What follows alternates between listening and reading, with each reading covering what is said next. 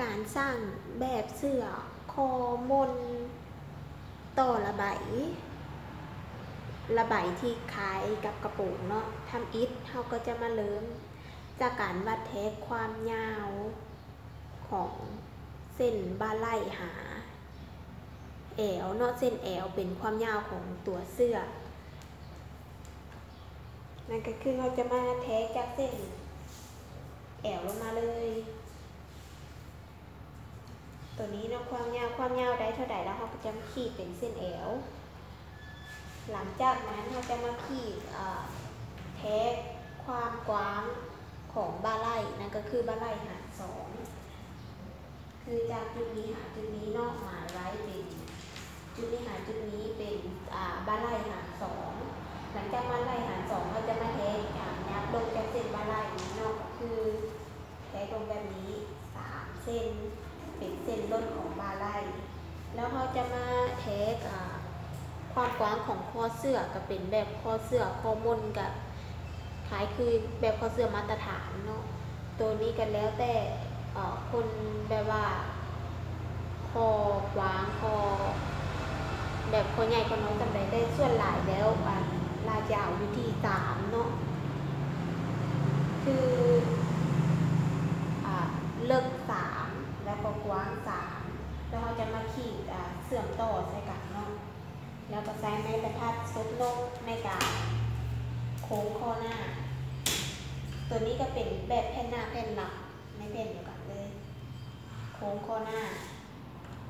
หลังจากนั้นจะมาวัดเทสจากตัวนี้เป็นเส้นของแผ่นหลังเนาะแผ่นหลังข้อหลังก็คือเทสมานี่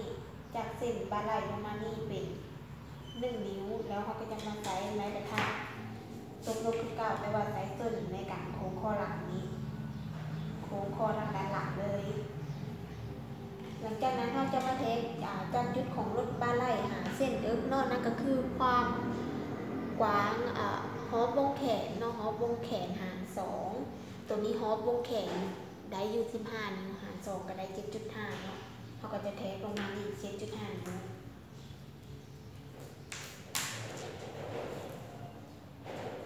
7.5 นิ้ว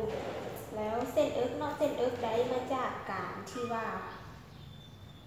จากจุดนี้เนาะรถของบ้านไล่หาเส้นเอิ๊กหาร2แล้วเราก็จะมาขีดเส้นบ้านหน้าไป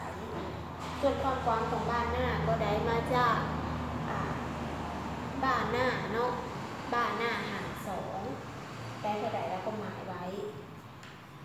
เส้นเอิ๊กได้มาจากฮอปเอิ๊กเนาะการเทสฮอปเอิ๊กหาร4ฮอปเอิ๊กหาร4แล้วถ้าเราต้องการที่ว่าอยากจะเฮ็ดเก็ตเสื้อเนาะยิบเก็ตเสื้อเราก็จะบวกอีก2เส้นบวกแล้วก็หมายไว้เนาะเป็นเส้นเอิ๊กแล้วก็มาใส่ไม้บรรทัดซบนกในการโค้งวงแขนเลยโค้งวงแขนส่วนเส้นแอลก็ได้มาจากฮอปแอลหาร4เนาะบวกอีก2เส้นเพื่อยิบเก็ตแล้วเราก็จะมาขีดต่อจากเส้นเอิ๊กขาเส้นแอลนี้ก็ได้เป็นส่วนของผืนเสื้อเนาะส่วนระบายที่เราจะต้องต่อลงมาจากแอวเนาะคือตัวนี้มันได้ประมาณเขตบ่าไหล่เนาะความยาวตัวนี้บ่าไหล่หาสะบือฮอสะดือแล้วก็เป็นแผ่นของตัวเสื้อส่วนระบายก็คือต่อจากเส้นแอวเทคจากเส้นแอวลงไปว่าเรามักยาวมักสั้นซ้ำใดส่วนระบายที่มันขายกระโปรงตัวนี้ระบายเนาะเราสามารถสร้างได้2แบบก็คือเอาจาก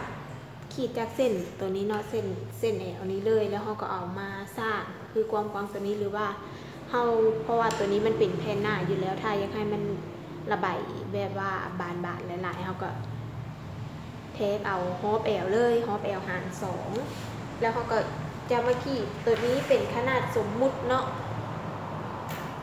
ประมาณว่าฮอปแอลหาร2สำหรับระบายของแผ่นหน้าแล้วเขาก็จะมาขีดจากเส้นนี้ไปเนาะส่วนจาก เส้นตัวนี้ไปแล้วเราก็จะมาขีดโค้งเลยคือว่าเราต้องขีดโค้งเพราะว่าเวลาที่เรา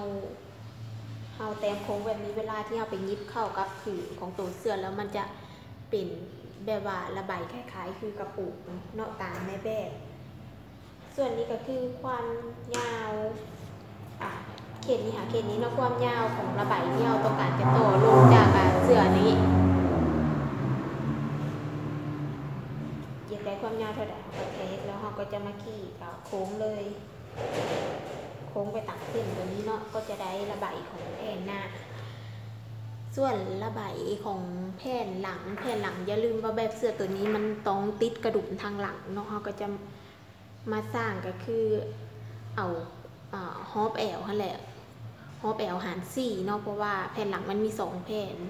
เอาฮอปแอลหาร4แล้วเราก็ไปสร้างแบบเดียวกันนี้ว่าความยาวของฮอปแอลหาร4ได้เท่าไหร่เราก็จะมาขีดไปตามมุมของแผ่นเจียแบบของเราเนาะแล้วเราก็จะมาขีดโค้งลงส่วนความยาวนี้แผ่นหน้าแผ่นหลังต้องให้มันเท่ากัน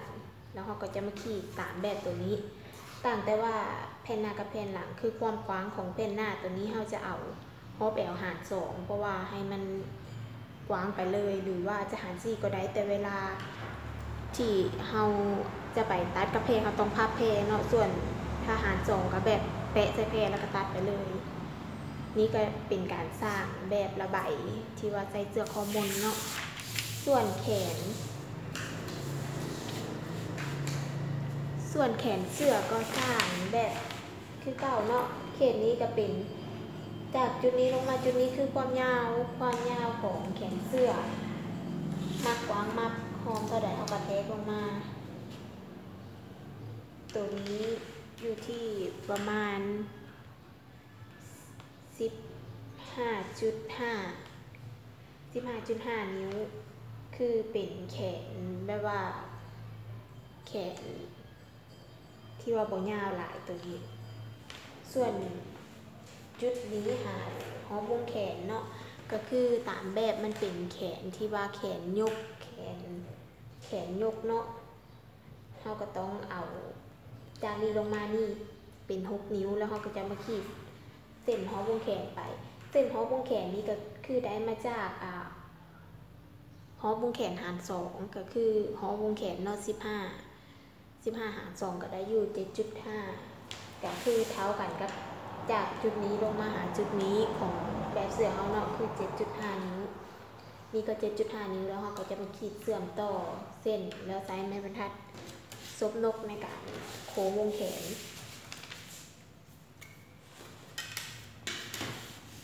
จากขีดได้เส้นสามเหลี่ยมแล้วเขาก็จะมาใช้ไม้บรรทัดซบนกในการโค้งวงแขนไปเลย